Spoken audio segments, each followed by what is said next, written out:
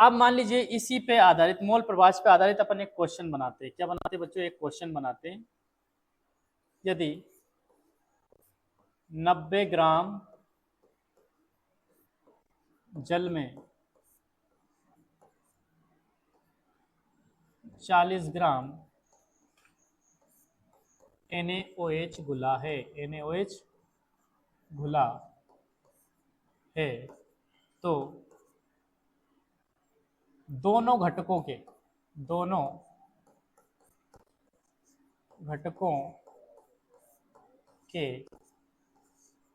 मोल प्रभाज ज्ञात कीजिए। दोनों घटकों के मोल प्रभाज क्या कीजिए? ज्ञात कीजिए। मोल प्रभाज ज्ञात कीजिए। मोल प्रभाज ज्ञात कीजिए। ठीक है प्यारे बच्चों, दोनों घटकों के क्या ज्ञात करना आपको? मोल प्रभाज ज्ञात करने। दो घटक कौन कौन से दे रखे? तो बेटा ध्यान से देखना, यहाँ पे जल दे रखा है, जल के साथ में एक सोडियम हाइड्रोक्साइड दे रखा है। जल 90 ग्राम है और सोडियम हाइड्रोक्साइड 40 ग्राम है। यहाँ पे H तो विलय है और 90 ग्राम जो जल है वो क्या है?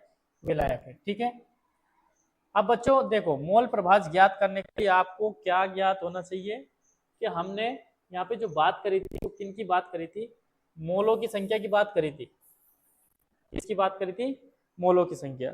तो मोल प्रभाज ज्ञात करते समय तुम्हारे पास में मोल्स होना चाहिए। क्या होना चाहिए? मोल।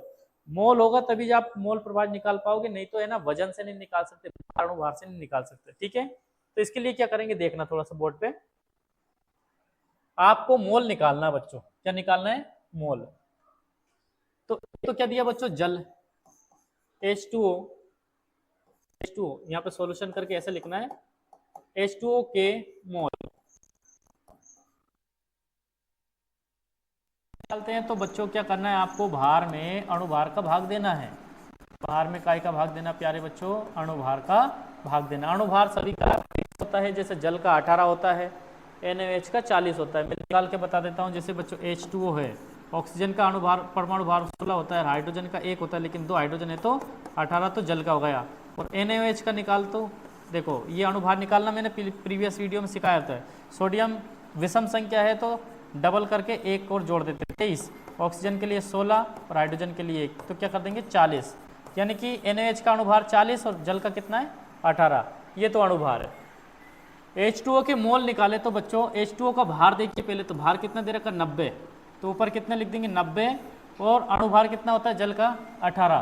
तो क्या कर दिया प्यारे बच्चों? यहाँ 18 से भाग दिया, 18 पंजे 90, यानी 5 मोल आ गए किसके? जल के।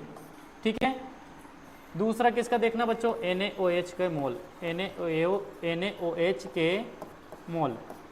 NaOH का वजन कितना दे रखा है बच्चों? 40 ग्राम दे रखा है, ये 40 लिख दिया। और अणुभार कितना होता है NaOH का? ये भी कितना होता है? 40 बराबर 40। और 40 में 40 का भाग देंगे, कितना आ जाएगा? 1 मोल। कितने मोल आ गए प्यारे बच्चों? 1 मोल।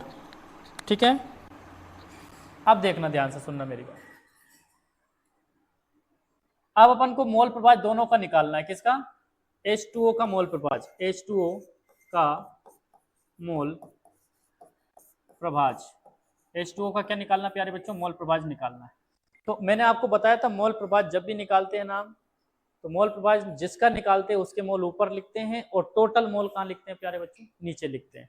ठीक है, तो जल के मोल प्रभाज निकाले हैं अपन ने, तो जल के मोल कितने हैं? 5। 5 तो हम क्या लिख देंगे? ऊपर लिख देंगे। नीचे कुल मोल यानी कि जल के और NaOH के दोनों को मिला के, यानी 5 और 1, यानी कि 5/6 आ जाएगा। ठीक है बच्चों, मोल प्रभाज की कोई इकाई नहीं होती है। मोल प्रभाज की क्या नहीं होती है? कोई इकाई नहीं होती है। ठीक है, डायरेक्ट 5/6। दूसरा NaOH का मोल प्रभाज। NaOH का मोल प्रभाज। ठीक है, तो जब NaOH का निकालेंगे तो ऊपर किसके मोल रखना चाहिए बच्चों? NaOH का मोल ही रखना चाहिए। NaOH का मोल कितना है? 1। जिसका निकालते हैं उसका ऊपर रखते हैं, बाकी टोटल क्या करते हैं? नीचे रखते हैं। नीचे का के जल के लिखो पहले, तो फिर NaOH का लिखो। कितने हो गए? 1/6। ठीक है प्यारे बच्चों, तो ये तो हो गया काय के मोल प्रभाज, ये NaOH यानी कि सोडियम हाइड्रोक्साइड के मोल प्रभाज, और ये काय के हो गए बच्चों? जल का मोल प्रभाज। ठीक है, अब मैंने आपको क्या बोला था? एक लाइन मैंने आपको लिखवाई थी लास्ट में नोट बना के, उसको देखना बच्चों। वो लाइन क्या थी देखना, वो लाइन देखना बच्चों। विलयन के कुल घटकों के मोल प्रभाजों का योग हमेशा 1 होता है। यानी जो मोल प्रभाज की वैल्यू आपके पास में आई है, दोनों घटक, 3 घटक, कितने भी घटक, उनके मोल प्रभाजों को यदि आप जोड़ते हो तो यदि 1 आता है तो आपका आंसर सही है, यदि 1 नहीं आता है तो आपका आंसर क्या है प्यारे बच्चों, गलत है। चलो चेक करते हैं बच्चों। ये बताओ जल के मोल प्रभाज कितना है, जल का मोल प्रभाज कितना है, 5/6, ये जल का मोल प्रभाज। सोडियम हाइड्रोक्साइड का मोल प्रभाज कितना है बच्चों, सोडियम हाइड्रोक्साइड का मोल प्रभाज है 1/6। इन दोनों को क्या कर दो प्यारे बच्चों, जोड़ दो। ठीक है, अब नीचे सेम है, सेम यानी हर समान हो तो इनका एलसीएम लेंगे तो 6 आएगा। सेम है तो ऊपर की संख्या को सिर्फ जोड़ा घटाया जाता है, प्लस लग रहा है तो आप जोड़ेंगे, 5 और 1 कितना हो जाएगा, 6, 6 से 6 कटेगा तो कितना हो जाएगा, 1 आंसर आ जाएगा। यानी कहने का मतलब ये है कि आपका आंसर है ना, जो आपने जिस प्रकार से किया सोल्यूशन, ये बिल्कुल सही है। ठीक है प्यारे बच्चों, इस प्रकार से आप मोल प्रभाज के क्वेश्चन के आंसर कर सकते हो। फटाफट से इसका स्क्रीनशॉट लेंगे या ऐसा कैसे क्वेश्चन क्या करेंगे, नोट करेंगे। कितनी देर